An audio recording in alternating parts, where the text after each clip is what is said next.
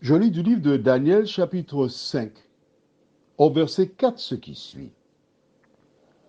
Ils burent du vin et ils louèrent les dieux d'or, d'argent, d'airain, de fer, de bois et de pierre. Prions. Notre Seigneur et notre Dieu, combien nous te sommes reconnaissants une fois de plus ce soir, en fin de journée, pour cette occasion que tu nous donnes de lire ta parole et de laisser ton esprit nous diriger dans toute la connaissance de la vérité. Merci Éternel pour cette richesse. Merci pour ces avertissements. Merci pour ton enseignement. Nous t'avons prié au nom de Jésus et pour ta gloire éternelle. Amen. Voici donc notre ami Belshazzar. Que fait-il? Premièrement, il but du vin. Et c'est sous l'effet du vin certainement qu'il fit apporter les ustensiles qui étaient consacrés à Dieu. Il but ainsi que ses invités dans ses ustensiles. Troisièmement, la Bible déclare qu'ils louèrent.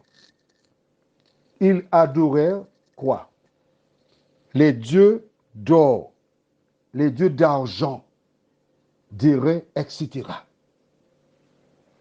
C'est-à-dire, ils adorèrent des idoles. Le fils de Nebuchadnezzar, celui qui avait fait la grande statue en or, qui de ses yeux avait vu le quatrième qui avait un visage de fils des dieux, qui avait ordonné d'adorer le Dieu de Shadrach, Meshach, Abednego, et c'est un ordre qui était pour l'ensemble des peuples sur lesquels il dominait. Et voici son fils qui recommence la même chose que son père, c'est-à-dire adorer les idoles. Comment expliquer ça? Tout simplement parce que l'ennemi est à l'œuvre. Il n'abandonne jamais. Quand Nebuchadnezzar donna cet ordre, Satan n'est pas resté là à applaudir, bon d'accord, très bien Jésus, tu as gagné, ok, je laisse tomber. Non, il est persévérant. Il a attendu le moment propice, le moment où les gens se sont endormis.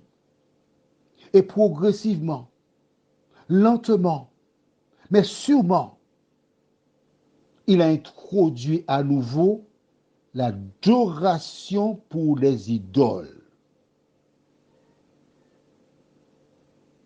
Et Belshazzar, dans cette soirée, a encore adoré des idoles.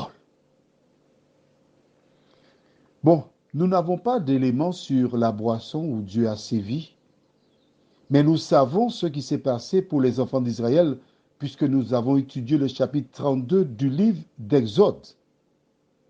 Dieu peut-il rester insensible à, premièrement, ces personnes qui prennent les choses sacrées, les choses qui lui sont réservées, pour en disposer? Mais c'est l'équivalent de ce que fit Ève dans le jardin d'Éden. Il ne peut pas.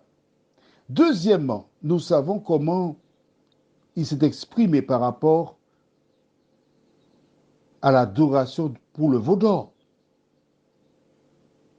Il ne pourra pas rester dans le silence longtemps. Prions. Notre Seigneur et notre Dieu, nous voyons que les péchés commis par le passé reviennent toujours. Parce que l'ennemi sait que ces choses correspondent à nos aspirations, à nos désirs. Il nous a suffisamment formatés, préparés. Et voilà pourquoi des femmes et des hommes succombent à différentes tentations. Mais là où le péché abonde, la grâce surabonde. Pour celles et ceux qui ont des difficultés, mais qui cherchent Dieu de tout leur cœur, un jour, il leur fait droit, il leur fait justice. Merci pour ta parole, Seigneur. Merci de nous éclairer chaque jour, nous t'en prions, au nom de Jésus pour ta gloire éternelle. Amen. Je te souhaite une bonne nuit.